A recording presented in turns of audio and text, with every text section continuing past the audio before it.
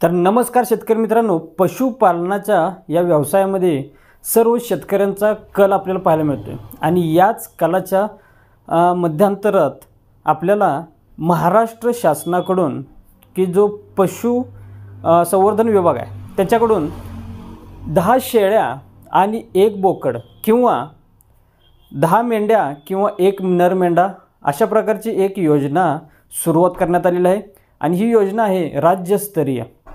तर या योजनेमध्ये आपल्याला या व्हिडिओमधून सर्व माहिती घ्यायची आहे की नक्की ही योजना कशा प्रकारे आहे, या योजनेमध्ये पात्रतेचे निकष कसे आहेत, तुम्हाला अनुदान किती मिळणार आहे आणि कागदपत्र कोणते आवश्यक आहे।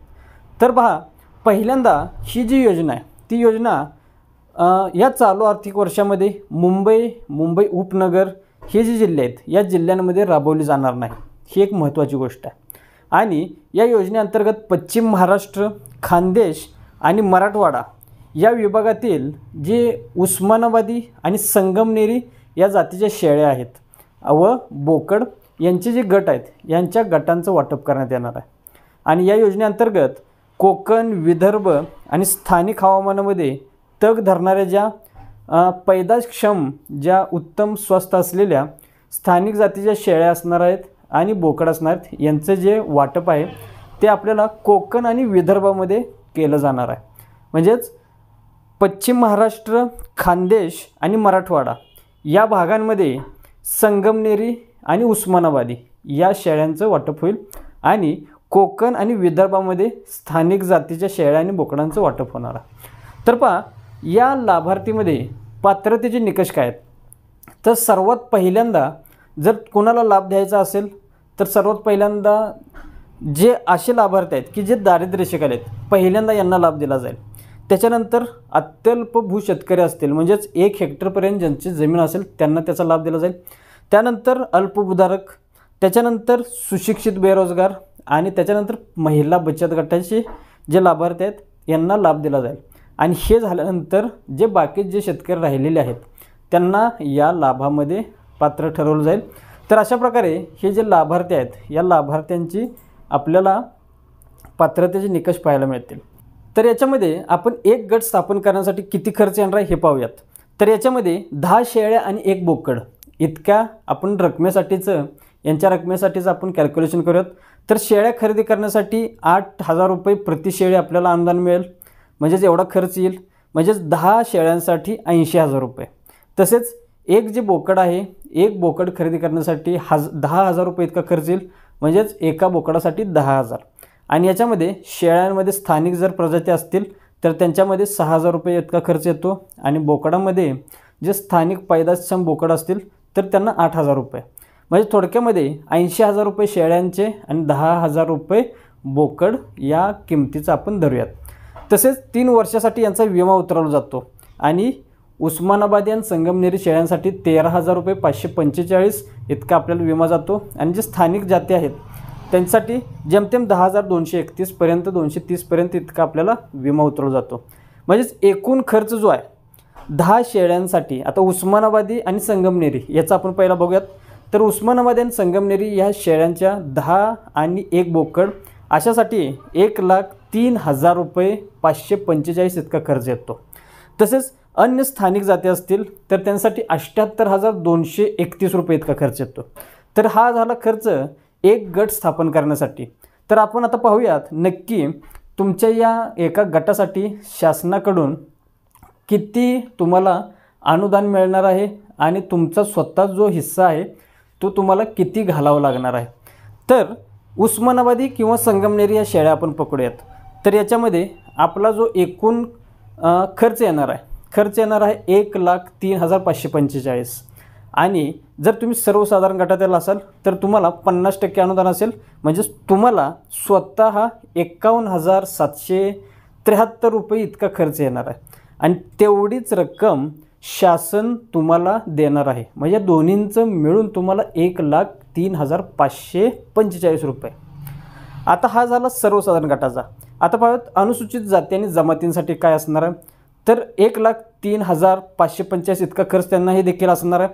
तर याच्यामध्ये शासनाकडून त्यांना 75% अनुदान येईल, म्हणजे 77,659 रुपये आणि अनुसूचित जाती जमातीचे जे लाभार्थी आहेत त्यांना स्वतः जे पैसे आहेत ते घालावे लागणार आहेत 25,886 रुपये. म्हणजेच 25,000मध्ये त्यांना 10 शेळ्या आणि 1 बोकड मिळणार आहे. तसेच शेळ्याच्या स्थानिक जाती जर तुम्ही घेणार असाल, आता ते कोकण आणि विदर्भामध्ये असेल तर त्यासाठी 78,000 रुपये 231 इतका खर्च येईल. आणि सर्वसाधारण गटासाठी 50% अनुदान याच्या स्वरूपामध्ये 39,116 रुपये इतका खर्च येणार आहे. आणि अनुसूचित जाती व जमातींसाठी 58,673 रुपये इतका अनुदान मिळेल आणि 19,558 रुपये त्यांना स्वतः द्यावे लागणार आहेत. म्हणजे स्थानिक जातीच्या जर शेळ्या आणि 1 बोकड तुम्हाला घ्यायचं असेल तर अनुसूचित जाती आणि जमातींसाठी 19,000 रुपयामध्ये 10 शेळ्या आणि 1 बोकड मिळणार आहे. अत्यंत चांगली ही योजना आहे जे पशुपालक मित्र आहेत त्यांच्यासाठी. तर यामध्ये जे मेंढी गट आहेत, मेंढी गटमध्ये आपल्याला पूर्णपणे जे खर्च आहे 1,28,850 रुपये येतो. आणि यासाठी देखील आपल्याला 50% अनुदान असतं सर्वसाधारण गटासाठी. म्हणजेच 64,425 रुपये इतकं अनुदान सरकारकडून मिळेल आणि तुम्हालाही तेवढंच पैसे खर्च करावं लागेल हे विकत घेण्यासाठी. त्याचप्रमाणे दख्खनी व अन्न जातीचे जर तुम्ही शेळ्या घेत असाल तर 1,03,545 एकसारखाच खर्च येतो आहे. आणि याच्यामध्ये देखील 51,773 इतकं अनुदान शासनाकडून आणि एवढंच रक्कम तुम्हाला खर्च करावी लागेल. आणि दख्खनी जर का तुम्ही घेत असाल तर अनुसूचित जाती आणि जमातींसाठी स्वतः 25,886 रुपये इतका खर्च येणार आहे.